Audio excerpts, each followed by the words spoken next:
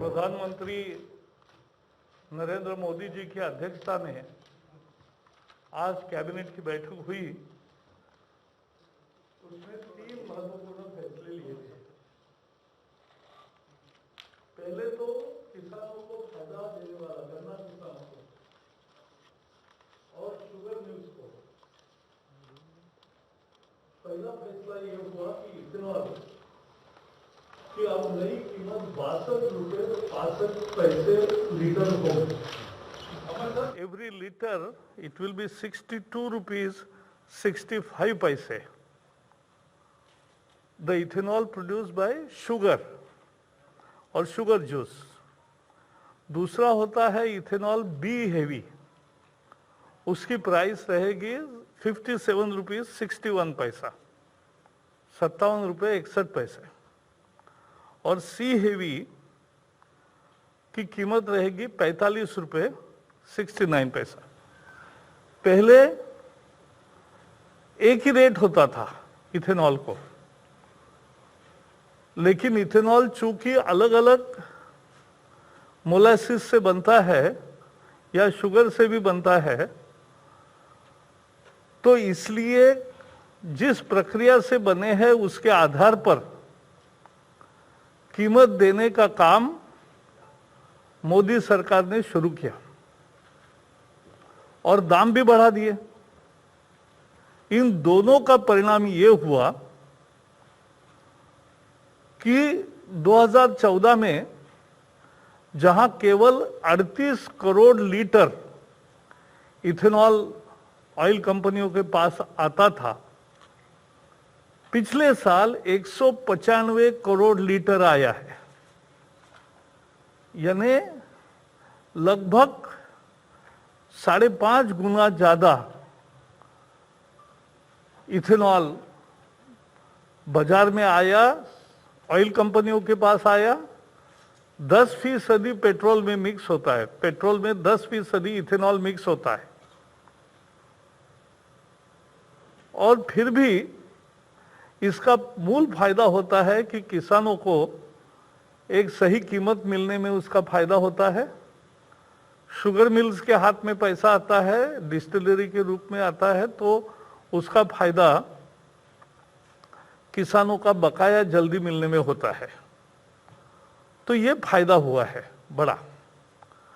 और केवल 62 रुपये, ये लगभग 5% से लेकर 8% तक बढ़ोतरी की है।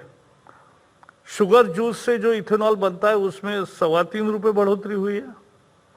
बी हेवी से जो इथेनॉल बनता है उसमें 3 रुपये 35 पैसे बढ़ोतरी की है इस साल।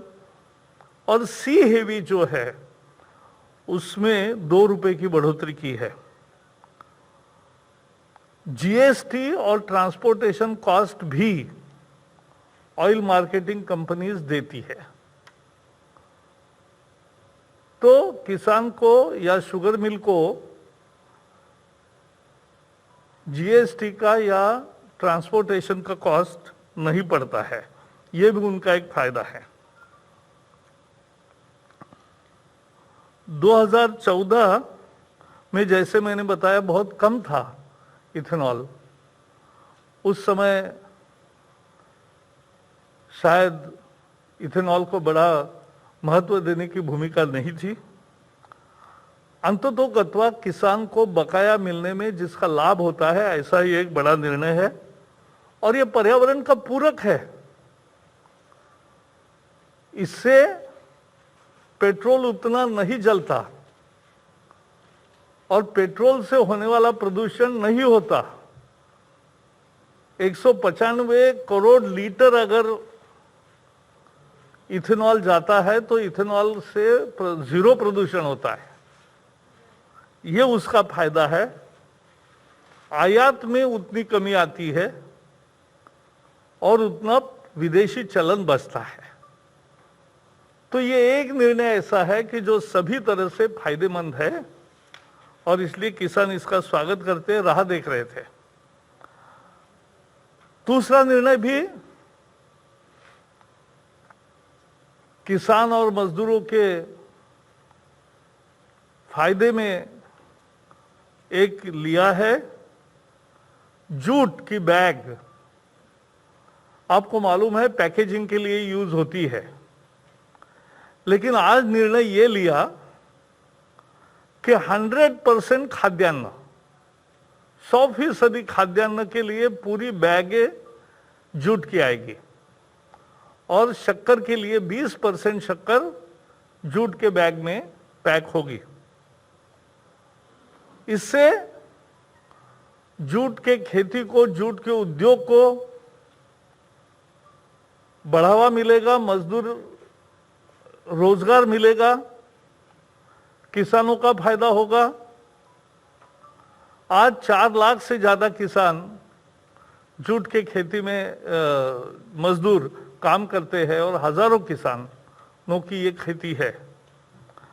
मूलतः ये बंगाल, ओडिशा, आसाम, मेघालय, त्रिपुरा और आंध्र, यहाँ ये जूट का होता है उत्पादन।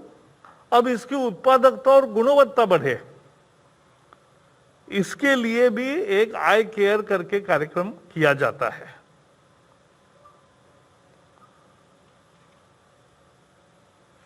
कल्पना यह है कि उत्पादकता और गुणवत्ता बढ़ने के कारण उसके लिए सीड्स भी दिए गए हैं, सर्टिफाइड्स, और आधुनिक तकनीक भी दिया जा रहा है। इससे हर हेक्टर की आय किसान की 10,000 रुपये बढ़ेगी।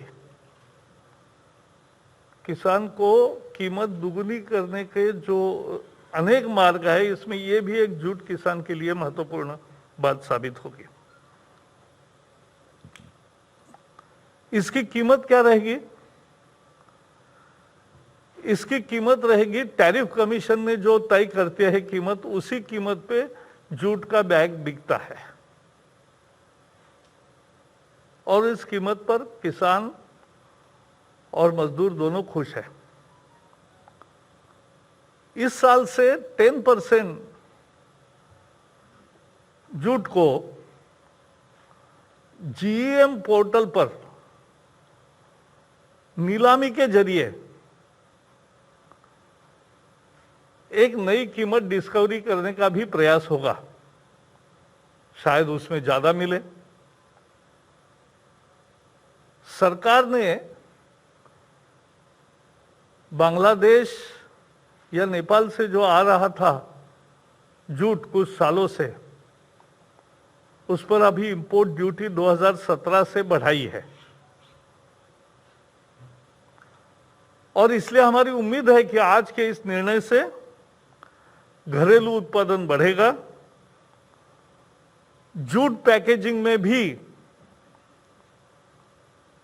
भारत स्वयं पूर्ण होगा, भारत आत्मनिर्भर बनेगा।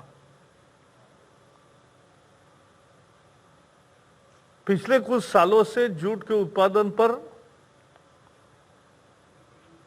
उल्टा परिणाम हुआ था।